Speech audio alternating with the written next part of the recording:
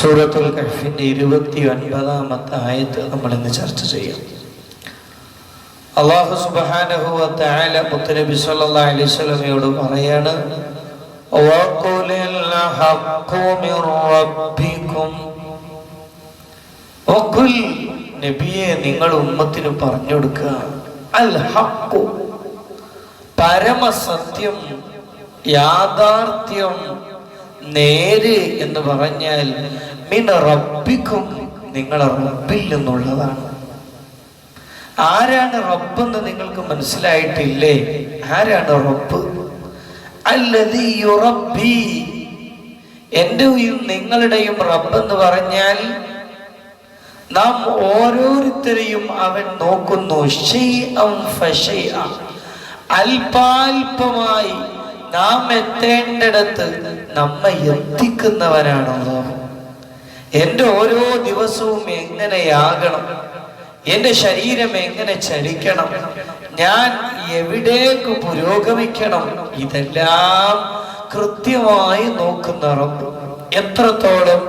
അല്ലദീ ലാ തഅഖുദുഹു സിനത്തുൻ വലാ നൗം, നമ്മളൊക്കെ ഉറങ്ങുമ്പോഴും ഉറങ്ങാത്തവനാണ് നമ്മുടെ അല്ലാഹ്. ഹയ്യൻ ഖയ്യൂം, എന്നെന്നും ജീവിക്കുന്നവനാണ് നമ്മുടെ അല്ലാഹ്. നമ്മുടെ മേൽ ഞാൻ സൂചിപ്പിച്ചുവല്ലോ, ഓരോ മിനിറ്റിലും 3.5 കോടി അനുഗ്രഹങ്ങൾ നമുക്ക് നൽകുന്നവനാണ് അല്ലാഹ്. അതിലെ ഏതെങ്കിലും ഒരനുഗ്രഹം കുറഞ്ഞാൽ നമ്മൾ ക്യാൻസർ രോഗിയായി പോകും, നമുക്ക് ട്യൂമർ വന്നു പോകും. ചിലപ്പോൾ അല്ലാഹു നൽകുന്ന ആ റഹ്മത്തിന്റെ ഒന്നാണ് ഹാർട്ട് ബീറ്റിംഗ്. ഇതൊന്ന് നിലച്ചാൽ നമ്മൾ മയ്യത്തായി പോകും. നമ്മൾ ഇന്നിങ്ങനെ ജീവിക്കുന്നുണ്ടെങ്കിൽ ഈ ഓരോ മിനിറ്റിലും മാഷാ അല്ലാഹ് റബ്ബിന്റെ 3.5 കോടിയാണ്, 3.5 കോടി റഹ്മത്താണ് നമ്മൾ അനുഭവിച്ചുകൊണ്ടിരിക്കുന്നത്. അല്ലാഹു നമുക്കതിൽ ബർക്കത്തും അതിന് ശുക്ർ ചെയ്യാനുള്ള തൗഫീഖും അത് ഓർക്കാനുള്ള ഭാഗ്യവും പ്രദാനം ചെയ്യട്ടെ. എന്നിട്ട് പറയാണ്, ആ റബ്ബുണ്ടല്ലോ, നമ്മളെ ഇങ്ങനെ പരിപാലിക്കുന്ന റബ്ബ്, നമ്മുടെ ഉമനീര് പ്രൊഡ്യൂസ് ചെയ്യുന്ന റബ്ബ്, നമുക്ക് കാഴ്ച ശക്തി നൽകിയ റബ്ബ്, നമ്മുടെ ശരീരത്തെ ചലിപ്പിക്കുന്ന റബ്ബ്. 10ാം ക്ലാസ് പഠിക്കുന്ന ഒരു കുട്ടി, ഈ അടുത്ത് അവരെ പറ്റി എനിക്ക് പരിചയപ്പെടുത്തി തന്നു. 10ാം ക്ലാസ് പഠിക്കുന്ന കുട്ടി പമ്പേഴ്സ് ഇട്ടിട്ട് ധരിക്കുക. പമ്പേഴ്സ് എന്നാ നമ്മുടെ അത് എന്താ കാര്യം എന്നറിയോ?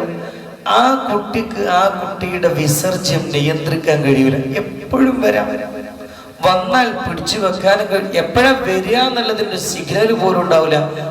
എപ്പോഴും പോകും.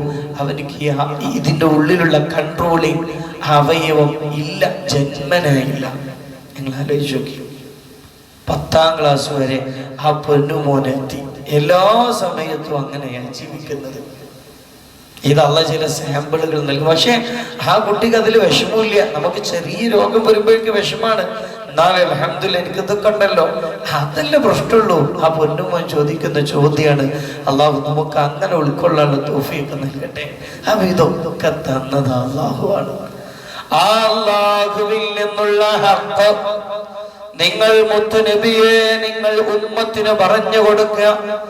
ആ അല്ലാഹു പറഞ്ഞ ഹഖാണ് ലാ ഇലാഹ ഇല്ലല്ലാഹ് മുഹമ്മദുർ റസൂലുള്ളാഹ് സ്വല്ലല്ലാഹു അലൈഹി വസല്ലം.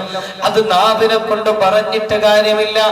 ആ അല്ലാഹുവിനെ ഹൃദയത്തിലേക്ക് പ്രവേശിപ്പിക്കാൻ കഴിയണം. ആ മുഹമ്മദ് മുസ്തഫ ഹൃദയത്തിലുണ്ടാകണം സ്വല്ലല്ലാഹു അലൈഹി വസല്ലം. അല്ലാഹു തൗഫീഖ് നൽകട്ടെ. എന്നിട്ട് ഇത് പറഞ്ഞിട്ട് ഖുർആൻ പറയുകയാണ്, ഇങ്ങനെയൊക്കെയാണെങ്കിലും ഇതൊരു പരമമായ ഹക്കാണെങ്കിലും ഫമൻ ശാഅ ഫൽയുമിൻ, അല്ലാഹു ഉദ്ദേശിച്ചവരൊക്കെ അല്ലാഹുവിൽ വിശ്വസിക്കുന്നതാണ്. വമൻ ശാഅ ഫൽയകുഫർ, ഉദ്ദേശിച്ചവർ കാഫിറായി പോവുകയും ചെയ്യുന്നതാണ്. നമ്മൾ എത്ര മെനക്കെട്ടിട്ടും കാര്യമില്ല. നമ്മൾ പരമാവധി ശ്രമിക്കുക. ആത്യന്തികമായ റിസൾട്ട് ആരെന്നെ തരണം? അല്ലാഹ്. അവ നമ്മളൊക്കെ ഏറ്റവും കൂടുതൽ ആലോചിച്ച് അല്ലാഹുവിനെ അൽഹംദുലില്ലാഹ് എന്ന് പറയേണ്ടത്, പടച്ചോനെ അല്ലാഹു വിചാരിച്ച് അവൻ ഹിദായത്ത് നൽകിയ വിഭാഗത്തിൽ നമുക്ക് പെടാൻ പറ്റിയല്ലോ. ഒന്നൊന്നല്ല, 1000 തവണ ഓരോ ദിവസവും നമ്മളതിന് അല്ലാഹുവിനെ ശുക്ർ ചെയ്തുകൊണ്ടിരിക്കണം. കോടാനുകോടി മനുഷ്യർക്ക് കിട്ടാത്ത ഈമാൻ എന്ന ഭാഗ്യം അല്ലാഹു നമുക്ക് തൗഫീഖ് നൽകട്ടെ. പ്രിയപ്പെട്ടവരെ, നമ്മൾ മുഅ്മിനായതുകൊണ്ട്, നമ്മൾ നിസ്കരിച്ചതുകൊണ്ട്, നാം നോമ്പെടുത്തതുകൊണ്ട്, നാം അല്ലാഹുവിൽ വിശ്വസിച്ചതുകൊണ്ട് അല്ലാഹുവിന്റെ മെച്ചം, അല്ലാഹുവിനൊരു മെച്ചവുമില്ല. മെച്ചം മുഴുവൻ നമുക്കാണ്. അല്ലാഹു ഉൾക്കൊള്ളാനുള്ള ഭാഗ്യം നൽകട്ടെ. അതാണ് ഖുദ്സിയായ ഹദീസിലൂടെ റബ്ബ് തന്നെ പറയുന്നത്. ഹദീസ് രണ്ടായിട്ടാണ്. ഹദീസ് നബി സല്ലല്ലാഹു അലൈഹി വസല്ലം തങ്ങൾ പറഞ്ഞത്, എന്നാൽ അത് നബിയുടെ വാക്കായിരിക്കും, നബി തങ്ങളുടെ വാക്ക്. എന്നാൽ ഖുദ്സിയായ ഹദീസ് എന്ന് പറയും, അത് ശരിക്ക് അല്ലാഹുവിന്റെ വാക്കാണ്, പക്ഷെ ഖുർആനിലില്ല. ഹബീബ് സല്ലല്ലാഹു അലൈഹി വസല്ലം തങ്ങൾ ഹദീസുകളായി പഠിപ്പിച്ചെന്നതാണ്. അതിന്റെ പേരാണ് ഖുദ്സിയായ ഹദീസ്. അങ്ങനെ ഒരു ഹദീസിൽ കാണാം, റസൂലുള്ളാഹി സല്ലല്ലാഹു അലൈഹി വസല്ലമ തങ്ങൾ അല്ലാഹു പറഞ്ഞതായിട്ട് പറയുകയാണ്, ലോ അന്ന അവ്വലകും വആഖിറകും വജിന്നകും വഇൻസകും കാന അലാ അത്ഖാ ഖൽബി റജുലിൻ വാഹിദിൻ മിൻകും. ഈ ലോകത്തുള്ള മുഴുവൻ മനുഷ്യരെന്ന് നന്നായി, എല്ലാവരും ജിന്നും ഇൻസും നന്നായി, എല്ലാവരും മുത്തഖീങ്ങളുടെ ഹൃദയം കൊണ്ട് ജീവിച്ചു. എന്നാൽ എന്റെ അധികാരത്തിൽ ഒന്നും കൂടാൻ പോകുന്നില്ല. നമ്മളൊക്കെ പാടുണ്ട് നന്നായി, എന്നാൽ അള്ളാഹുവിന് വല്ല മെച്ചുണ്ടോ? അള്ളാഹുവിന്റെ അധികാരം കൂടോ? അള്ളാഹ്ക്ക് വേണ്ടിയല്ല, നമുക്ക് വേണ്ടിയാണ്. അള്ളാഹ് പറയാണ്, ലോകത്തുള്ള എല്ലാവരും കൂടെ നന്നായിച്ചിട്ട് എന്റെ അധികാരം കൂടാൻ പോകുന്നില്ല. ഇനിയോ യാ ഇബാദി, എന്റെ പൊന്നാര അടിമകളെ, ലൗ അന്ന അവ്വലകും വആഖിറകും വഇൻസകും വജിന്നകും കാനൂ അലാ അഫ്ജരി ഖൽബി റജുലിൻ വാഹിദ്. നിങ്ങളെല്ലാവരും കൂടാണ്ട് കേടുവന്നുപോയി, എല്ലാവരും യുക്തിവാദത്തിലേക്ക് പോയി, നിരീശ്വരവാദത്തിലേക്ക് പോയി, എല്ലാവരും മതത്തെ വലിച്ചെറിഞ്ഞു എന്ന് വിചാരിച്ച് എന്റെ അധികാരത്തിൽ നിന്ന് ഒന്നും കുറയാനും പോകുന്നില്ല. നാം നന്നായാൽ അത് നമുക്കുള്ളതാണ്. അല്ലാഹു തൗഫീഖ് നൽകട്ടെ, അല്ലാഹു ഭാഗ്യം നൽകട്ടെ. എന്നിട്ട് അല്ലാഹു പറയാണ്, ഈ ലോകത്തുള്ള സകലമാന മനുഷ്യർക്കും ഒരുപാട് സമ്പത്തും അഭിവൃദ്ധിയും അല്ലാഹു നൽകി. അതുകൊണ്ട് അല്ലാഹ്ക്കൊന്നും ചുരുങ്ങുന്നില്ല. ഒരു കടലിൽ ഒരു സൂചി ഇട്ടാൽ അതിൽ എത്ര വെള്ളം ശേഷിക്കുമോ അത്രയല്ലാതെ എന്ന് മുഹമ്മദ് മുസ്തഫ സല്ലല്ലാഹു അലൈഹി വസല്ലം. അപ്പൊ നമ്മൾ ഈമാനിലായാലും അല്ലാഹ് കുഴപ്പമില്ല, നമ്മൾ ഈമാനെ വിട്ടാലും അല്ലാഹ്ക്കൊന്നും നഷ്ടപ്പെടാനില്ല. ആർക്ക് വേണ്ടിയാണിത്? നമുക്ക് വേണ്ടിയാണ്. അല്ലാഹു ഉൾക്കൊള്ളാനുള്ള തൗഫീഖ് നൽകട്ടെ. അതാണ് അല്ലാഹു പറഞ്ഞത്, വഖുലിൽ ഹഖ്ഖു മിർ റബ്ബിക്കും. നബിയെ, നിങ്ങൾ ഉമ്മത്തിന് ഇങ്ങനെ ഹക്ക് പറഞ്ഞു കൊടുക്കാം. കേൾക്കുന്നവര് കേട്ടോട്ടെ, കേൾക്കാത്തവർ കേൾക്കേണ്ടതില്ല. ഈ സത്യം അങ്ങനെ പറഞ്ഞു കൊടുക്കാം. എന്നിട്ട് അല്ലാഹു നമ്മെ ബോധ്യപ്പെടുത്തുകയാണ്, വിശ്വസിക്കുന്നവർക്ക് വിശ്വസിക്കാം, തള്ളിക്കളയുന്നവർക്ക് തള്ളിക്കളയാം. പക്ഷേ ഇന്നാ അഅ്തദ്നാ ലിൽളാലിമീന നാറാ. അതാണ് പേടി. ഇവിടെ വിശ്വസിക്കേണ്ടവർക്ക് വിശ്വസിക്കുകയും ചെയ്യാം, തള്ളേണ്ടവർക്ക് തള്ളാം. നിസ്കരിക്കേണ്ടവർ നിസ്കരിക്കാം, ഒഴിവാക്കേണ്ടവർക്ക് ഒഴിവാക്കാം. പക്ഷെ ഒരു പരമസത്യമുണ്ട്, ഇതൊക്കെ കഴിഞ്ഞാൽ നിങ്ങൾ എൻ്റെ മുമ്പിൽ വരും. അന്ന് അല്ലാഹു പറയാണ്, തീർച്ചയായും നാം നാം ഒരുക്കി വെച്ചിരിക്കുന്നു ചെയ്യുന്നവർക്ക് നരകമെന്ന ഭയാനകരമായ ശിക്ഷ ഒരുക്കി വെച്ചിരിക്കുന്നു. അത് സത്യമാണ്.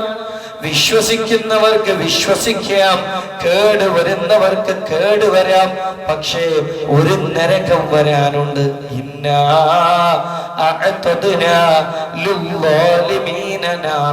ആ നരകമൊക്കെ പഴയ റെഡിയാണ്. അതാണ് എന്ന് പറഞ്ഞാൽ പാസ്റ്റ് ടെൻസ് ആണ്, ഭൂതകാലമാണ്. നരകമൊക്കെ റെഡിയാക്കി വെച്ചിട്ടുണ്ട്. ആർക്കാണ്? എന്ന് പറഞ്ഞെന്താ?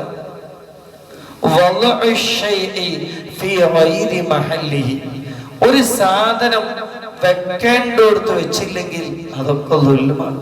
എല്ലാത്തിനും ഓരോ സ്ഥാനങ്ങൾ ഉണ്ടാകും. അത് ആ സ്ഥാനത്ത് അതിനെ കൊണ്ടുപോയി വെച്ചില്ലെങ്കിൽ അതിന്റെ പേരാണ് ദുൽമ്. അപ്പോ തൗഹീദ്, ഏകദൈവ വിശ്വാസം, ഇത് അല്ലാഹ്ക്ക് കൊടുക്കേണ്ടതാ. ആ ആരാധന മറ്റൊരാൾക്ക് കൊടുത്താൽ അതിന്റെ പേരാണ് ളുൽമ്, ശിർക്ക്. ഇന്ന ശിർക ലളുൽമുൻ അളീം. ശിർക്കാണ് ഏറ്റവും വലിയ ളുൽമ്. അല്ലാഹു നമ്മളെ കാത്ത് രക്ഷിക്കട്ടെ. നമ്മുടെ ഹൃദയത്തിൽ മുഹമ്മദ് മുസ്തഫ സല്ലല്ലാഹു അലൈഹി വസല്ലമ തങ്ങൾക്ക് കൊടുക്കേണ്ട ഒരു സ്ഥാനമുണ്ട്. അതേതാ സ്ഥാനം? ഈ അള്ളാന്റെ മഖ്ലൂഖുകളിൽ നമുക്ക് ഏറ്റവും ഇഷ്ടം അള്ളാഹുവിന്റെ റസൂലിനോടാവണം സ്വല്ലല്ലാഹു അലൈഹി വസല്ലം. ആ ഏറ്റവും ഇഷ്ടം സ്വന്തം നഫ്സിനോട് വന്നിട്ടുണ്ടെങ്കിൽ പോലും അത് ദുൽമാണ്. അള്ളാഹു കാത്തിരക്ഷിക്കട്ടെ. അങ്ങനെ ദുൽമ ചെയ്താൽ, അതേതർത്ഥത്തിലുമുള്ള ളാലിമീങ്ങളായി പോയാൽ, ളുഹറിന്റെയും അസറിന്റെയും ഇടയിൽ ഒരു മനുഷ്യന് ചെയ്യേണ്ട ഏറ്റവും വലിയ ഇബാദത്ത്, ഏറ്റവും വലിയ കർമ്മം ളുഹർ നിസ്കാരമാണ്. ആ ളുഹർ നിസ്കാരത്തിന്റെ സ്ഥാനത്തേക്ക് മറ്റൊന്ന് കൊണ്ടുവരുമ്പോ അത് ദുൽമാണ്. അല്ലാഹു കാത്തുരക്ഷിക്കട്ടെ. ഒരു ഉദാഹരണം പറഞ്ഞതാണ്. ഇങ്ങനെ ഓരോ സ്ഥലത്തും ഓരോ സമയത്തും കൊടുക്കേണ്ടത് കൊടുക്കണം. ഹൃദയം, ഈ ഹൃദയത്തിലേക്ക് ഏറ്റവും കൂടുതൽ പ്രവേശിപ്പിക്കേണ്ടത് എന്താ? അല്ലാഹ് അല്ലേ? ഹസ്ബി റബ്ബി ജല്ലല്ലാഹ് മാ ഫീ ഖൽബി ഗൈറുല്ലാഹ് നൂർ മുഹമ്മദ് സല്ലല്ലാഹു ലാ ഇലാഹ ഇല്ലല്ലാഹ്. എന്താർത്ഥം? മാ ഫീ ഖൽബി ഗൈറുല്ലാഹ്. എന്റെ ഹൃദയത്തിൽ അല്ലാഹുവല്ലാതെ മറ്റൊന്നുമില്ല. അത് ഇങ്ങനെ കൊടുത്തുകൊണ്ടിരിക്കണം. സുബ്ഹാനല്ലാഹ് ചൊല്ലിയാൽ പോരാ, ഓരോ സുബ്ഹാനല്ലാഹ് ചൊല്ലുമ്പോഴും അല്ലാഹുവിന്റെ അളമത്ത് ചിന്തിച്ചുകൊണ്ട് അല്ലാഹ് അല്ലാഹ് അല്ലാഹ് അൽഹംദുലില്ലാഹ്, അല്ലാഹുക്ക് സർവസ്തുതിയും, അല്ലാഹു അക്ബർ, അല്ലാഹുവാണ് ലോകത്തെ എല്ലാത്തിനേക്കാളും വലിയവൻ. ഈ അല്ലാഹ് അല്ലാഹ് അല്ലാഹ്, ഈ ചിന്തയാണ് ഹൃദയത്തിലേക്ക് കൊടുക്കേണ്ടത്. ആ ചിന്തയുടെ സ്ഥാനത്ത് മറ്റു ചിന്ത കടന്നു വന്നാൽ സമ്പത്ത് സമ്പത്ത്, സുഖം സുഖം, ഇതൊക്കെ കടന്നു വന്നാൽ അത് ദുൽമാണ്. ഹൃദയത്തിന് കൊടുക്കേണ്ട അന്നം അല്ലാഹ്. നമ്മളൊരു ദിവസം നമ്മുടെ ചിന്ത ഇങ്ങനെ എടുത്തു നോക്കുക. ആ ചിന്തയിൽ ഏറ്റവും കൂടുതൽ വരേണ്ടത് അല്ലാഹ് അല്ലാഹ് അല്ലാഹ്. ഭക്ഷണം കഴിക്കുമ്പോൾ ആ ചിന്ത വേണം. അല്ലാഹു തന്ന ഭക്ഷണമല്ലോ, അള്ളാണല്ലോ ഇതിന് ഇത്ര രുചി തന്നത്. നമ്മളിങ്ങനെ പള്ളിയിലേക്ക് വരുമ്പോ സുബ്ഹാനല്ലാഹ്, ജുമുഅക്ക് വരാൻ പോലും കഴിയാത്തത്ര ആളുണ്ട്. നമ്മുടെ ഈ മഹലിൽ പ്രായമൊന്നും ആയിട്ടില്ലല്ലോ, നമുക്ക് വരാൻ കഴിയണ്ടല്ലോ. അല്ലാഹു തൗഫീഖ് നൽകി. റബ്ബേ, എങ്ങനെ ഒരു ക്ലാസ്സിൽ വന്നിരിക്കാൻ കഴിഞ്ഞല്ലോ. അല്ലാഹ് അല്ലാഹ് അല്ലാഹ്. ഇതിങ്ങനെ പൊട്ടില് തേങ്ങട്ട പോലും പോരാ, തേങ്ങ കൊണ്ട് മാറ്റിട്ട് പുട്ടിന്റെ സ്ഥാനത്ത് മുഴുവൻ അല്ലാഹ് എന്ന ചിന്ത വരണം. അല്ലാഹു ഭാഗ്യം നൽകട്ടെ. അങ്ങനെ ചെയ്തില്ലെങ്കിൽ ളുൽമാണ്. ളുൽമ ചെയ്താൽ അവർക്കുള്ളത് നാരൻ. ചില്ലറ വർത്തമാനമൊന്നുമല്ല, നരകമാണ്. അതിന്റെ കൂടാരങ്ങളെ കൊണ്ട് വലയം ചെയ്യപ്പെട്ട നരകം. ആ നരകത്തിൽ വെച്ച് മനുഷ്യന്മാരെങ്ങാനും സഹായം ചോദിച്ചു, പടച്ചോനോട് ചോദിക്കുമ്പോ അവിടുത്തെ ചുട്ടുകൊള്ളുന്ന നരകത്തിൽ കിടക്കുമ്പോ കുറച്ച് വെള്ളം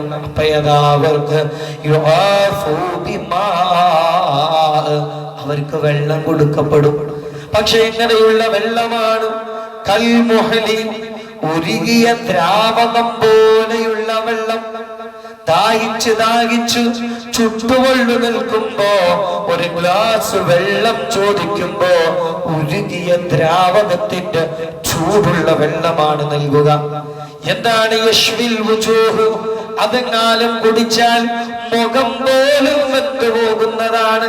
ചൂടുവെള്ളം കുടിച്ചാൽ കുടല് ചിലപ്പോ വെന്തുപോകും, തൊണ്ടയൊക്കെ വെന്തുപോകും. ഇതൊക്കെ നമുക്ക് ഉൾക്കൊള്ളാൻ കഴിയുന്നുണ്ട്.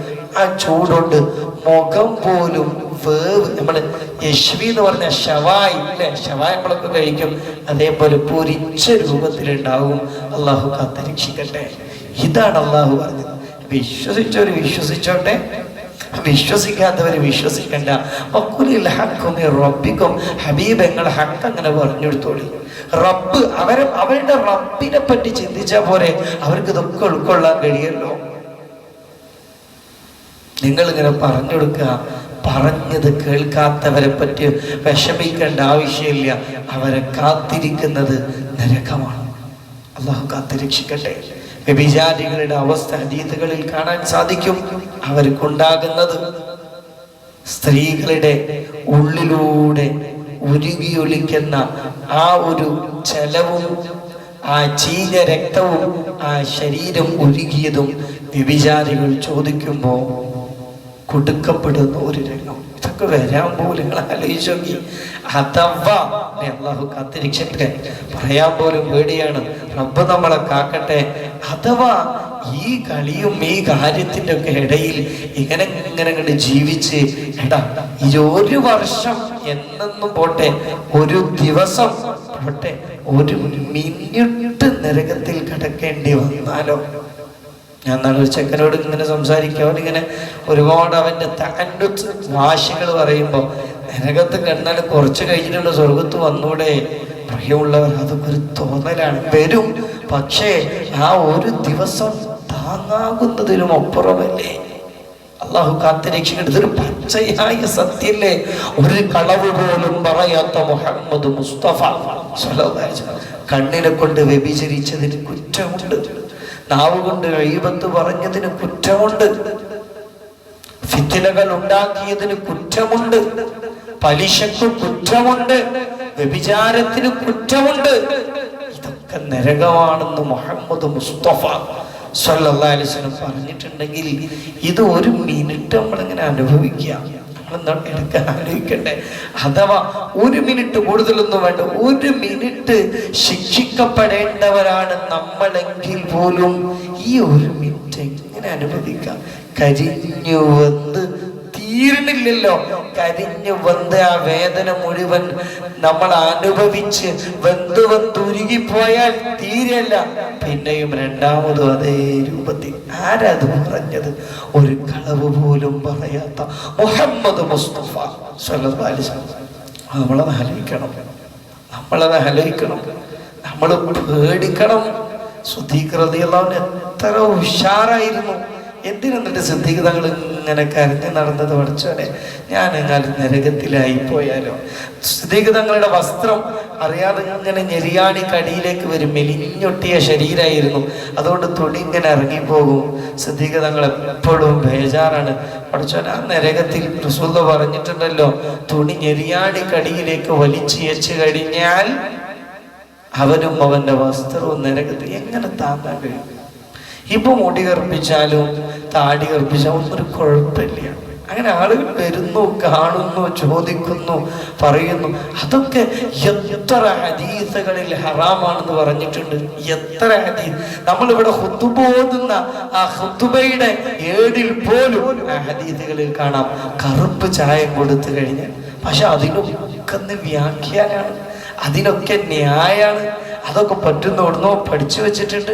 അള്ളാഹു കാത്തിരക്ഷിക്കട്ടെ. ഈ ഹദീസിന്റെ അടിസ്ഥാനത്തിൽ 1 വർഷം ശിക്ഷിക്കപ്പെട്ടാൽ എന്തായിരിക്കും അവസ്ഥ? അള്ളാഹു നമ്മളെ കാക്കട്ടെ, അള്ളാഹു നമ്മളെ കാത്തിരക്ഷിക്കട്ടെ. അള്ളാഹു പറയാണ്, ഖുർആൻ തന്നെ പറയാണ്, ആ പാനീയം എത്ര മോശമാണ്.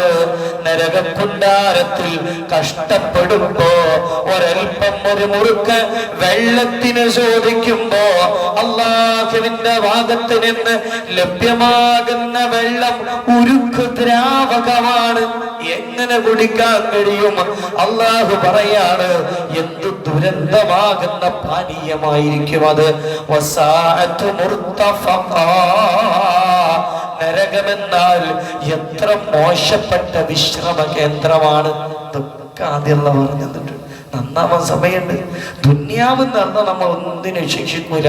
ഇനി നമുക്കൊക്കെ നന്നാകാൻ സമയമുണ്ട്, നമുക്കൊക്കെ മാറാൻ സമയമുണ്ട്. അള്ളാഹു കാത്തിരക്ഷിക്കട്ടെ. ഒന്നൊതുങ്ങ. ആ നാവും ആ മൊബൈൽ ഫോണും ആ എഴുത്തുകുത്തുകളും ആ കളവും നുണ ഇതൊക്കെ ഒന്ന് മാറ്റിയിട്ട് നമ്മൾ ലോകം എന്തോ ആയിക്കോട്ടെ, ആരെ ലോകത്തെ നോക്കാൻ നിങ്ങൾ ഏൽപ്പിച്ചത്? ഞാൻ എന്നെ നോക്കിയാൽ മതി, എനിക്ക് ഇന്നെ തന്നെ നോക്കാൻ കഴിയണില്ല.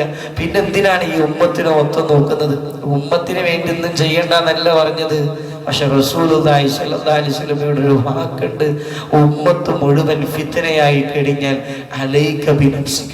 വ്യഭിചരിക്കുന്നവൻ പറയാണ്, വ്യഭിചരിക്കുന്ന ഇതൊക്കെ അനുഭവമാണ്, നമ്മൾ കേൾക്കാണ്. വ്യഭിചരിക്കുന്നവൻ പറയാം, ഓനൊക്കെ പലിശക്കാരനാ, ഓൻ എന്തിനു പറ്റും?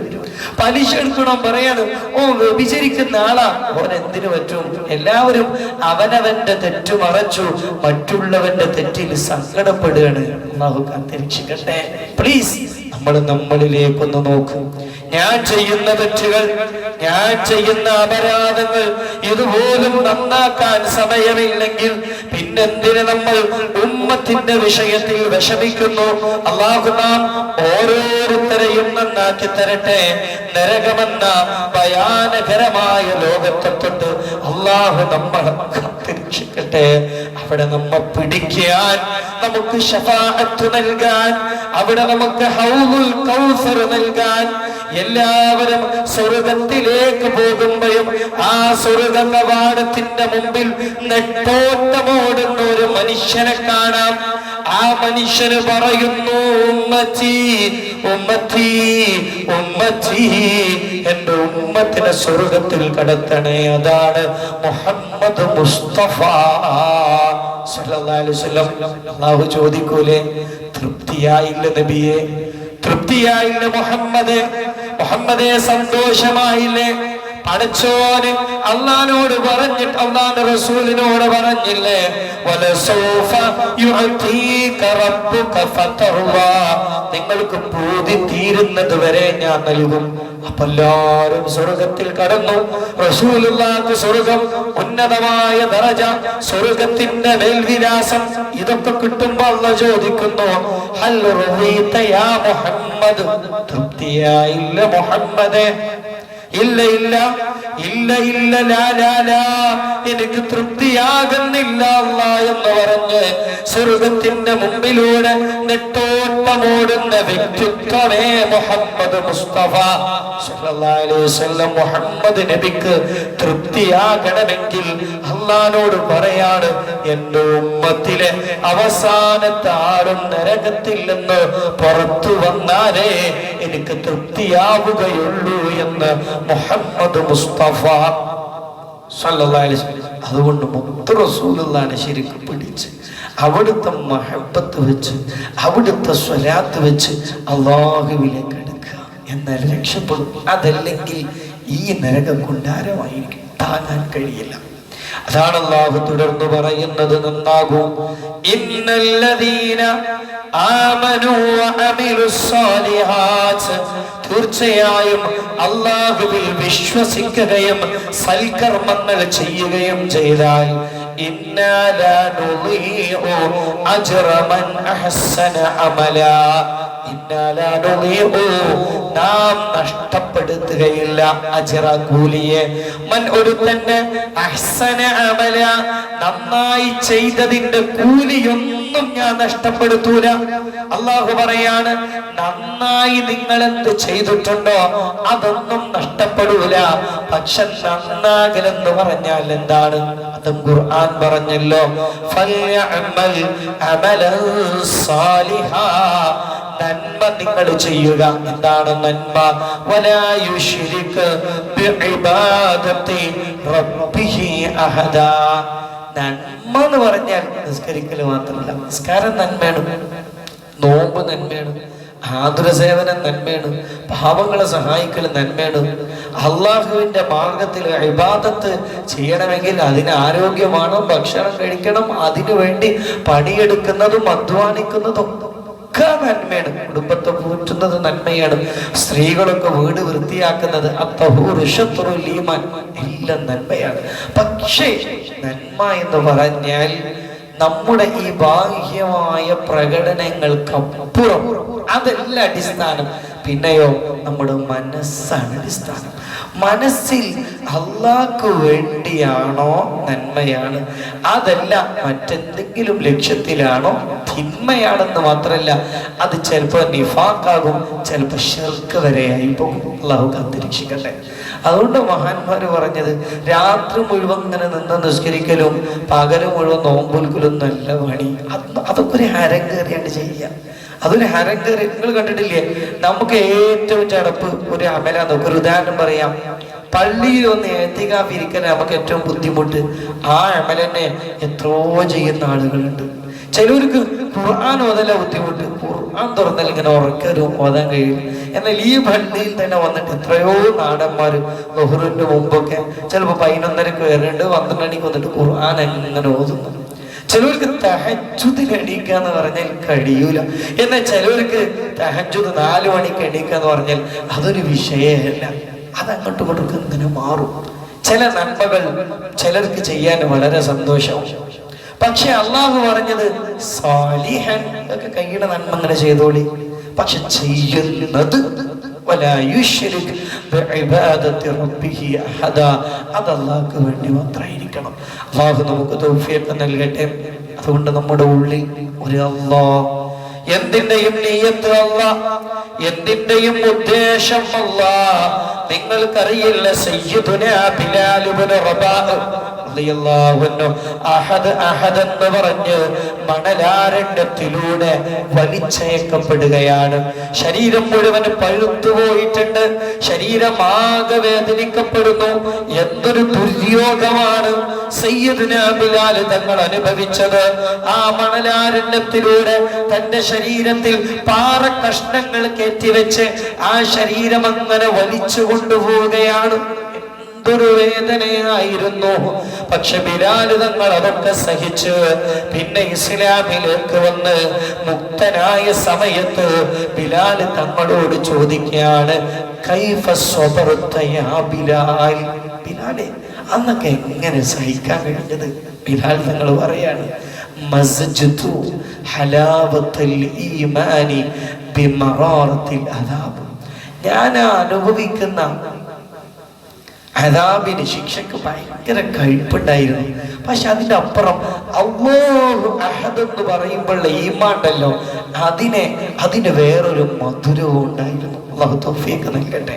പ്രയാസമൊക്കെ ഞാൻ നല്ല അനുഭവിച്ചിട്ടുണ്ട്. പക്ഷെ അതിനിടയിൽ അല്ലാഹു അഹദ് എന്ന് പറയുമ്പോൾ എനിക്കൊരു വല്ലാത്ത മധുരം. ആ മധുരം അദാബിന്റെ കഴുപ്പിനേക്കാൾ അതിക്രമിച്ചു, അതിഗംഭീരമായിരുന്നു. അപ്പൊ എനിക്ക് ക്ഷമിക്കാനും കഴിഞ്ഞു. അല്ലാഹു തൗഫീഖ് നൽകട്ടെ. ആ ഈമാനൊരു മധുരണ്ട്. ഇങ്ങനെ പള്ളിയിൽ വന്നിരിക്കണൊരു മധുരണ്ട്, നിസ്കരിക്കുന്നതിനൊരു മധുരണ്ട്. ആ മധുരം കിട്ടിക്കഴിഞ്ഞാൽ പിന്നൊന്നും വിഷയമല്ല. അല്ലാഹു തൗഫീഖ് നൽകട്ടെ. അല്ലാഹു ഭാഗ്യം നൽകട്ടെ. അതാണ് ഹലാവത്തുൽ ഈമാൻ.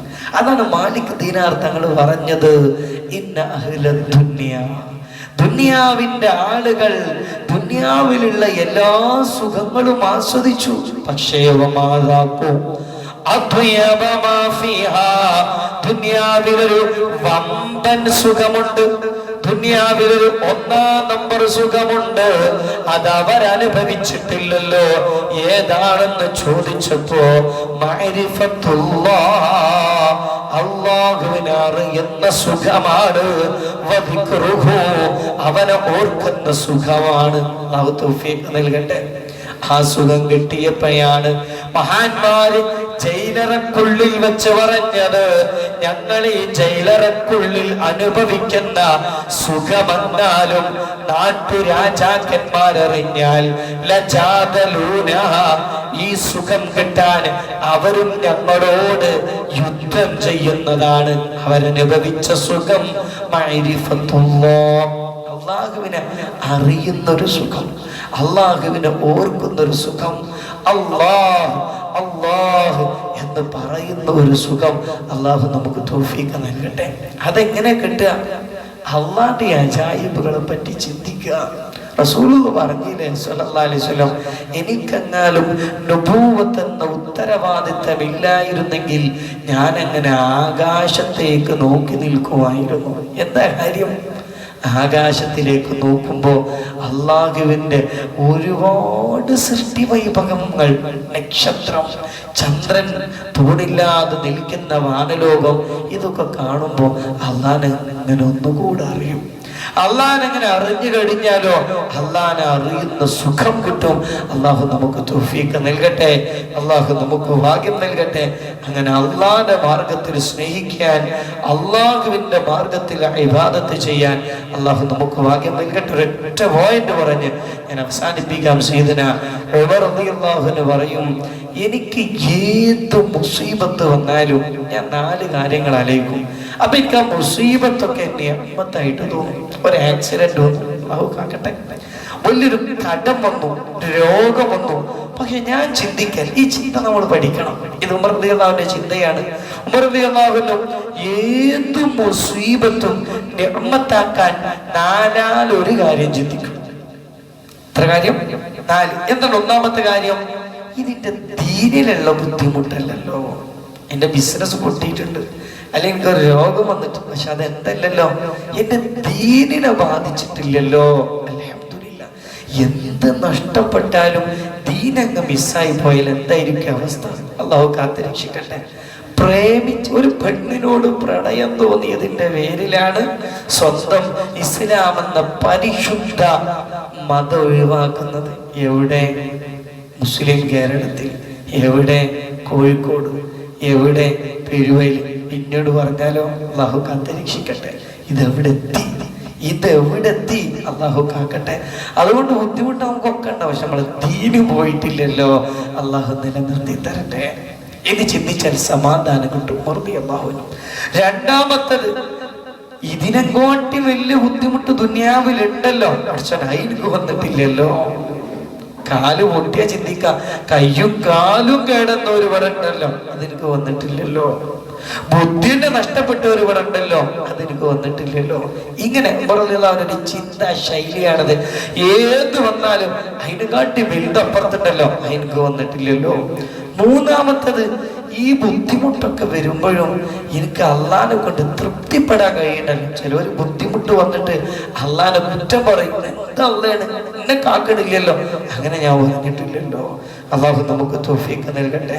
പിന്നെയോ, ഈ പരീക്ഷണത്തിലൊക്കെ ദുന്യാവിട്ട് വിട്ട് ആഖിറത്തിൽ കിട്ടാനുള്ളത് എന്താണ്? ചെറിയ കാലുമ്മ വേദനയുള്ള ആൾക്ക് അള്ളാഹു സ്വർഗത്തിൽ കൊടുക്കുന്ന പ്രതിഫലം ഇങ്ങനെ കാണുമ്പോ ഓൻ തന്നെ വിചാരിക്കും, പഠിച്ചോനെ, ഈ ഒരു കാലും വെള്ളം മുറിക്കാണ് ഈ സുഖവും ഈ കൂലിയൊക്കെ എനിക്കെങ്കിൽ എന്റെ കാലനാട് പോയിരുന്നെങ്കിൽ എത്ര നന്നായിരുന്നേനെ. സ്വർഗത്തിൽ നമ്മൾ അനുഭവിക്കുന്ന ഓരോ ചെറിയ വേദനക്കും അള്ളാഹു നൽകുന്ന പ്രതിഫലത്ര. ഇതിങ്ങനെ അലൈക്കും റളിയല്ലാഹു ഭയങ്കര സന്തോഷം. അള്ളാഹു തൗഫീഖ് നൽകട്ടെ. ഒന്ന്, ഇതിന്റെ നമുക്കൊക്കെ ബുദ്ധിമുട്ട് വരും, പ്രയാസമില്ലാത്തവരാരാണത്? എല്ലാവർക്കും ഉണ്ട്. പക്ഷെ നമ്മൾ ചിന്തിക്കാം, പക്ഷേ ഇതിന്റെ ദീനിലുള്ള ബുദ്ധിമുട്ടല്ലല്ലോ. ഒന്ന്, ഇതിനെക്കാട്ടി വലിയ ബുദ്ധിമുട്ടുള്ളവരപ്പുറത്തുണ്ടല്ലോ, എനിക്ക് വന്നിട്ടില്ലല്ലോ. മൂന്ന്, ഈ ബുദ്ധിമുട്ട് വന്നപ്പോൾ ഞാൻ അള്ളാനോട് ദേഷ്യപ്പെട്ടിട്ടില്ലല്ലോ. നാല്, ഈ ബുദ്ധിമുട്ടിനൊക്കെ അള്ളാഹു തരാൻ നിൽക്കുന്ന പ്രതിഫലം എന്താണ്? അതൊക്കെ ഇല്ലാതായി. അല്ലാഹു തൗഫീഖ് നൽകട്ടെ. അൽഹംദുലില്ലാഹ് അൽഹംദുലില്ലാഹ്.